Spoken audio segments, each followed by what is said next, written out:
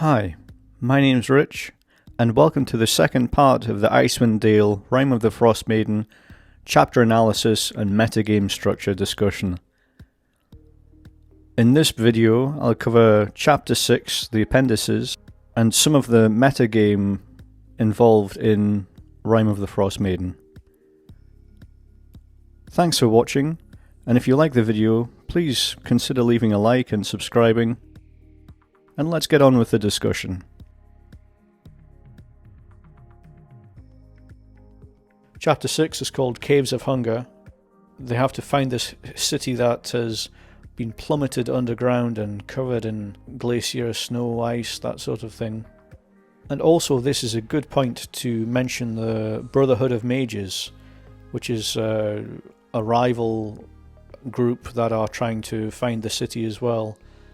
If you've read the book from start to finish before you start the campaign, the DM should be aware of them and sprinkle in some rumours, stories, and try and build them up just so they don't turn up out of the blue.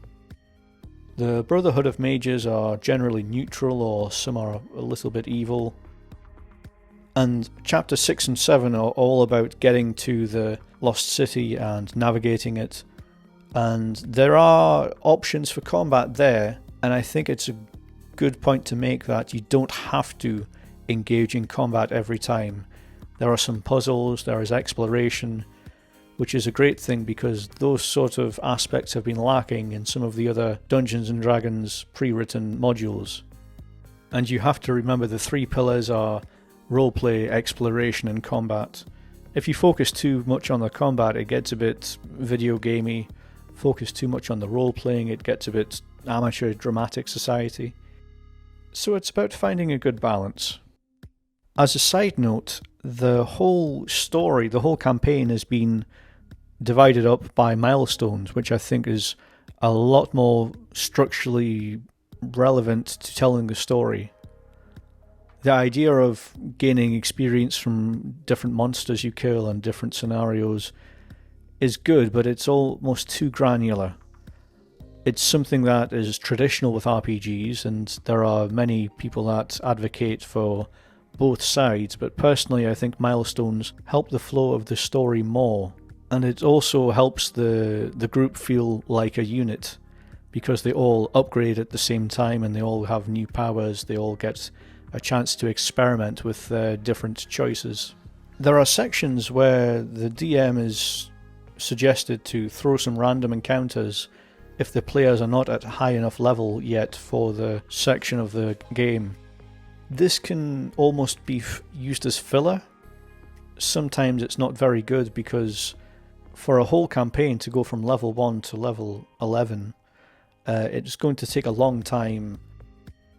Throwing filler fights in just to make sure that the players get a little bit of combat every session is an interesting idea, but I think that it disrupts the flow of the story and it doesn't give the players the credit they deserve.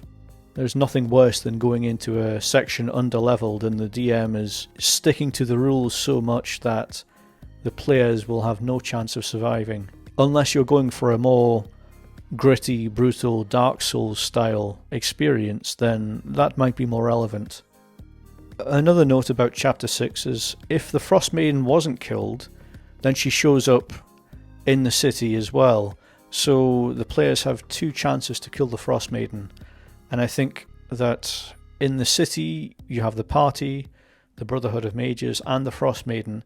It definitely gives an interesting dynamic. It's something different to add to the mix. So it's not just you versus them, but there are different factions and different stakes at play. Now, I won't spoil the details of the stories, but there are obelisks in Chapter 6 in the city at the end that have been used in other Dungeons & Dragons modules, and in previous modules they've had no explanation or meaning, but in this one it gives you some backstory, and it's a good way of having an overarching story that helps tie them together. And minor spoilers, there is also a Summon Tarask scroll.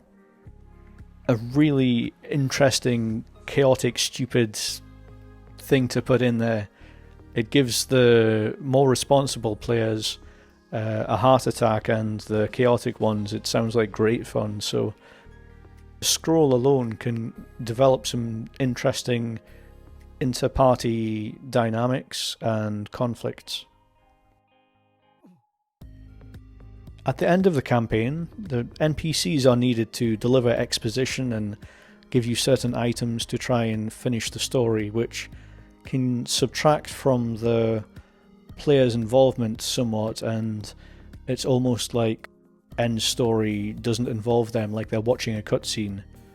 So a good DM could tweak that and make sure the story is focused more on the players, but if you're following it word by word from the book, then of course there may be some long epilogues.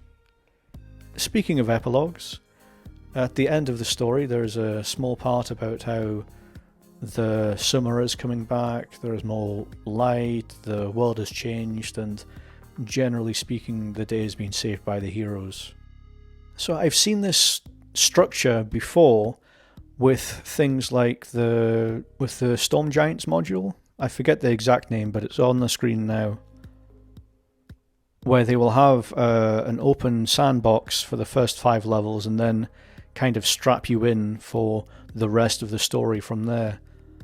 And I think with the game design aspects of it, it's almost like it's been divided into 2 separate books. You have one for low-level encounters, and then you have the ones for the more roller coaster sort of storytelling instead of the sandbox from the first 2. And there can be some tonal whiplash between the 2 different styles of story. It takes a good DM to corral all of the players that are used to a sandbox and trying to get them to follow the story.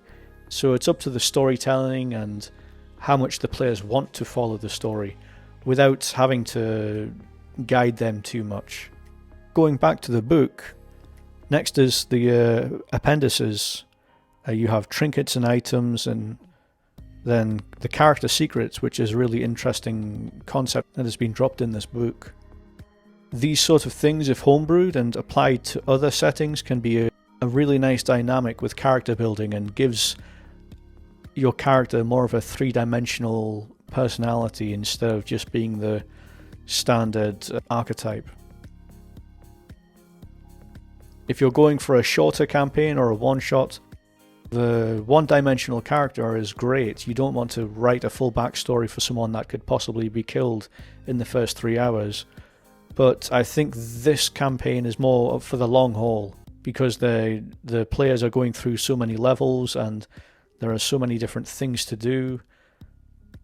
A bit more investment in the character's story will pay off dividends in the long run.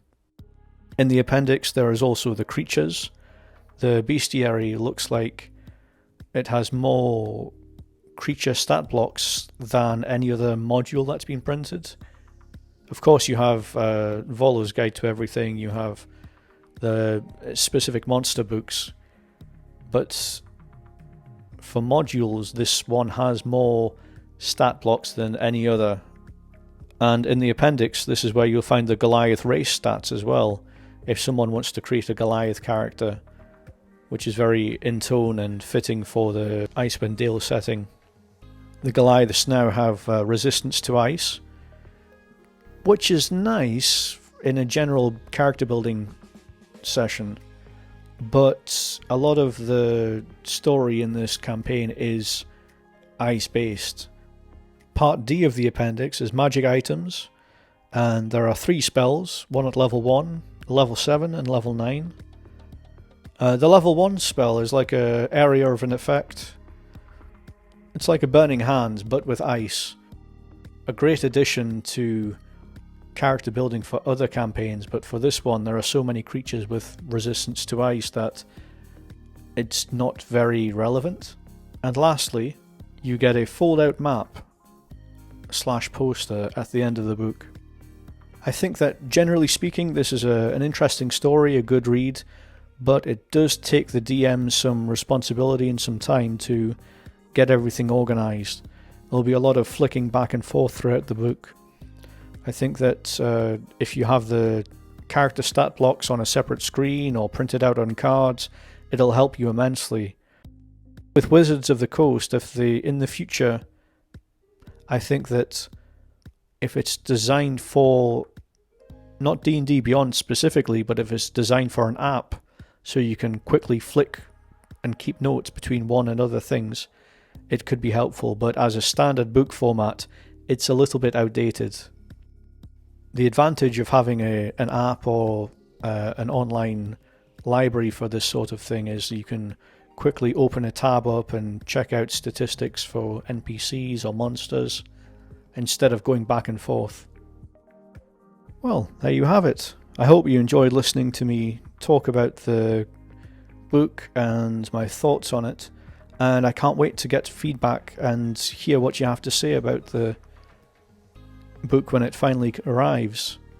I'll be looking forward to it, and hopefully I'll speak to you later. Don't forget to leave a like if you enjoyed the video, and click subscribe so I can keep you informed with any updates or news or opinions. And yeah, don't forget to join the Discord as well. There's always some fun stuff going on there. We're currently running a D&D campaign where it's a one-shot. 7 people walk into a bar and have a battle royale. Each player has 7 levels in fighter and 3 levels in something else. They can choose a subclass of their own devising. It's been really fun so far. Well, thanks again for watching the video. I'll speak to you later. Goodbye.